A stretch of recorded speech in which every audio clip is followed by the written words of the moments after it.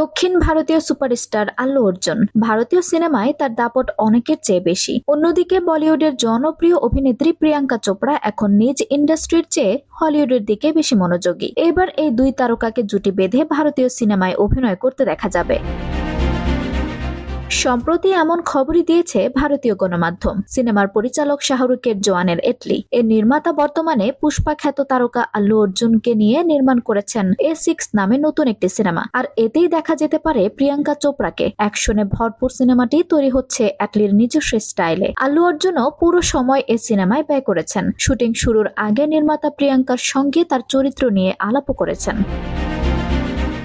খবর অনুযায়ী শাহরুখের জওয়ানের মতো এ সিনেমায়ও আল্লু অর্জুনকে দ্বৈত ভূমিকায় দেখা যাওয়ার সম্ভাবনা রয়েছে। পুষ্পার পর সময় নিয়ে A6 সিনেমাটি করেছেন এই অভিনেতা। এটি মুক্তি পাবে তার জন্মদিনে। এদিকে প্রিয়াঙ্কা চোপড়া বর্তমানে বাহুবলী পরিচালক SS রাজামৌলির নতুন সিনেমায় অভিনয় করেছেন। অনেক বছর হলো আমেরিকায় স্থায়ী আবাস করেছেন এ নায়িকা। দেশটির নিউ ইয়র্কে স্বামী গায়ক নিক জোনাস ও কন্যা সন্তানকে নিয়ে বসবাস করছেন তিনি।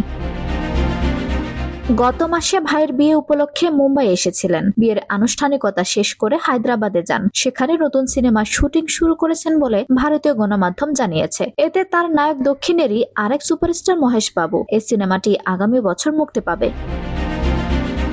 আঞ্জুম হক আরবি, টাইম নিউজ ডেস্ক।